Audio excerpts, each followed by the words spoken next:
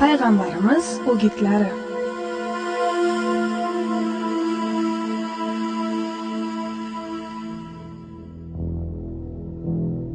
Rasululloh sallallohu alayhi vasallam aytadilar: 5 vaqt namoz jumadan keyingi jumagacha va ramazondan keyingi ramazongacha modomiki gunohi kabiralardan chetlanilar ekan, oralaridagi kichik gunohlarga kafforatdir. Muslim va Termiziy rivoyat. Demak, qaysi gunohlari gunohi kabira ekanligini bilib olishimiz biz uchun juda muhim. Toki ulardan chetlanaylik va Robbimiz rahmatiga musharraf bo'laylik. Bir toifa ulamolar gunohi kabiralar 7 ta deganlar. Rasululloh sallallohu alayhi vasallamning quyidagi hadisi sharifini hujjat qilganlar. Ya'ni payg'ambar sallallohu alayhi vasallam halok qiluvchi 7 ta gunohdan saqlaninglar dedilar. Ular qaysilari yo Rasululloh deb so'rashganida Allohga shirk keltirish, sehr, Alloh o'ldirishni harom qilgan jonni nohaq o'ldirish, yetim molini yeyish, sudxo'rlik, dushmandan ortga chekinish, buzuq xayol bilan pokdamon mu'minalarga tuhmat qilish deya javob berganlar. Buxoriy va Muslim hamda boshqalar rivoyati. Ibn Abbos roziyallohu anhu esa gunoh kabiralar 7 tadan ko'ra 70 taga yaqinroq deganlar. Yuqoridagi hadisda esa gunoh kabiralar soni faqat 7 ta emas, balki mazkur 7 ta amal gunohi kabiralardan ekanligi bayon qilingan xolos. Xullas kalom, kimda kim odam o'ldirish, zino, o'g'irlik kabi dunyoda had joriy qilingan, oxiratda azoblanish yoki g'azabga uchrash haqida tahdid solingan, bajaruvchisi Muhammad sallallohu alayhi vasallam tomonidan la'natlangan yoki iymonsizdir, bizdan emas, biz undan pokmiz, boshqamiz kabi jumlalar bilan sifatlangan biron amalni qilsa, u gunoh kabira sodir etgan bo'ladi. Shuni ham ta'kidlab o'tish kerakki, ayrim gunoh kabiralar boshqalardan ulkanroq bo'ladi. Masalan, Rasululloh sallallohu alayhi vasallam Allohga shirk keltirishni gunoh kabiralardan deb zikr qildilar. Vaholanki Allohga shirk keltirgan kimsa mushrikning gunohi hech qachon kechirilmaydi va u do'zaxda mangu qoladi. Alloh taolo Niso surasining 116-oyatida shunday deydi: Albatta Alloh o'ziga biron narsa yoki kimsaning shirik qilinishini kechirmaydi. Shundan boshqa gunohlarni o'zi xohlagan bandalari uchun kechiradi. Kimki Allohga shirk keltirsa, demak juda qattiq yo'ldan ozibdi. Moida surasining 72-oyatida albatta kimda kim Allohga shirk keltirsa, Alloh unga jannatni harom qilar, uning borar joyi do'zaxdir. Zulm qilguvchilar uchun biron yordamchi bo'lmas deyiladi. Payg'ambar alayhissalom sizlarga gunoh kabiralarning eng kattalari haqida xabar beraymi deb so'radilar. Ha yo Rasululloh deyishdi. Rasululloh sallallohu alayhi vasallam suyangan holda edilar. O'tirib oldilarda, ogoh bo'linglar, yolg'on gapirish va yolg'on guvohlik berish deb takrorlayverdilar. Hattoki biz qaniydi sukut qilsalar dedik. Muttafaqun alayh. Payg'ambar alayhissalom ota-onaga oq bo'lish va yolg'on gapirish eng katta gunoh kabiralardan ekanligini aytdilar. Holbuki bu gunohlar 7 ta halok qiluvchi gunohlar sirasiga kirmaydi. Gunoh kabiralar 7 tadan ko'p ekanligiga shuning o'zi yaqqol hujjatdir. Har qanday gunohdan u xoh katta bo'lsin, xoh kichik darhol tavba qilish vojib. Tavbani orqaga surish joiz emas. Bu islomning eng muhim jihati va dinning ta'kidlagan qoidalaridandir.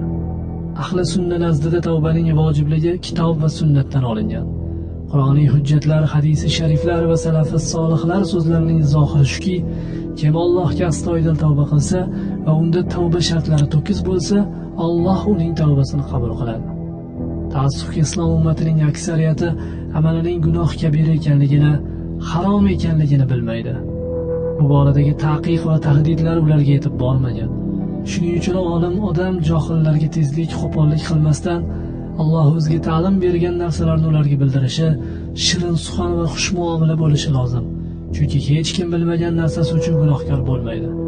Alloh taolo Al-Isro surasining 15-oyatida biz to biron payg'ambar yubormaguncha, u orqali o'zimizning amr va farmonlarimizni yuborib unga itoat qilishdan bosh tortmagunlaricha biron kimsani azoblaguvchi emasmiz deydi. Sahobalar Habashistondalik chog'larda payg'ambar alayhissalomga vahiy orqali vojib va haromlar nozil bo'lgan. Bu hukmlar esa sahobalarga bir necha oydan keyin yetib borgan. Ular bu muddat mobaynida bilmaganlari uchun ma'zur hisoblanishgan. Biz bundan buyon e'tiboringizga har dasturimizda Allohning nasib etganicha Rasululloh sallallohu alayhi vasallam tomonidan gunoh kabira deb e'lon qilingan ishlar haqida hikoya qilamiz. Imom Zahabiyning Kaboir kitobidan olingan hikoyatlar hamda hukmlar Allohni tanigan har bir banda uchun juda muhimdir.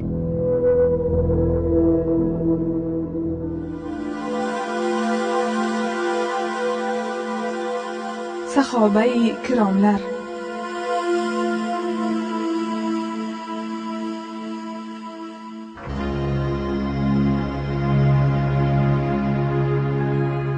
Muhammad ibn al-Muntashirdan rivoyat qilinadi. Bir odam Hazrat Umar roziyallohu anhu ga kelib, Allohning kitobidagi eng shiddatli va qo'rqinchli oyatni bilaman dedi. Umar roziyallohu anhu bir tayoq olib uni astagina urdi va o'zingcha qanday tadqiqot o'tkazdingki, bunday bir oyatni uchratding degach, haligi kishi u yerdan ketdi. Ertasiga Hazrat Umar roziyallohu anhu unga uchrashib, sen aytmoqchi bo'lgan qaysi oyat edi deb so'radilar. Kim biror yomonlik ko'rsa, albatta jazosini ko'radi oyatidir. Zero hech yomonlik qilmagan odam yo'q. Shunga ko'ra birortamiz ham azobdan qutula olmaymiz, najot topa olmaymiz dedi u kishi. Hazrat Umar roziyallohu anhu unga javoban, bu oyat nozil bo'lganida biz shunchalar qo'rqdikki, hatto ovqat yeya olmay qoldik.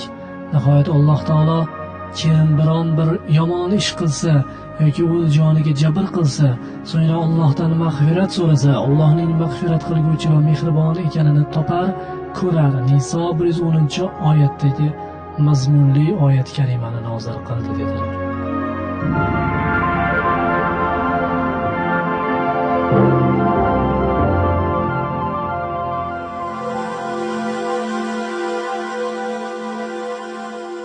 Hikoyat.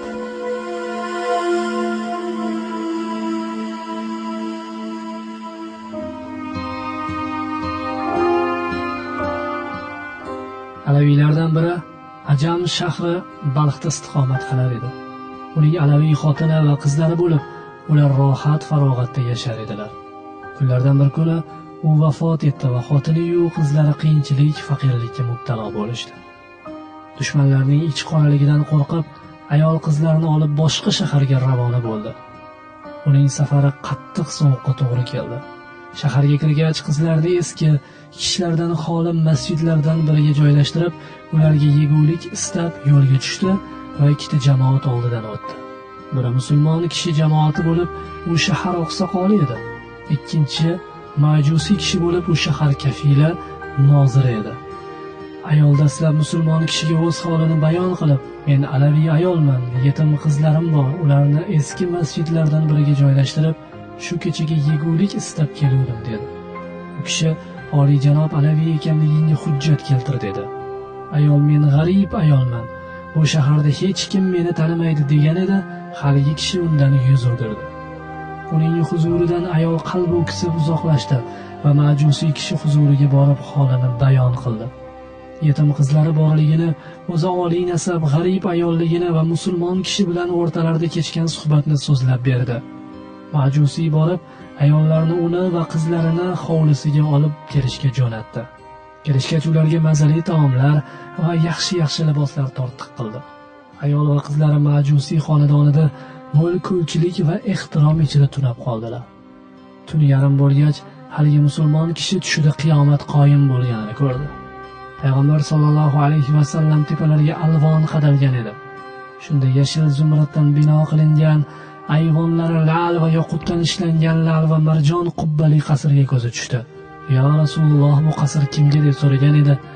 U zot sollallohu alayhi va sallam Allohni bir deb biluvchi musulmon kishiga deb javob berdilar. "Ya Rasululloh, men Allohni bir deb biluvchi musulmon kishiman" degan edi. Rasul akram sallallohu alayhi va sallam unga javoban, alaviy ayol senga murojaat qilganda, unga alaviy ekanligingga hujjat keltir degan eding. Xuddi shunday, sen ham menga musulmon ekanliging haqida hujjat keltir dedilar.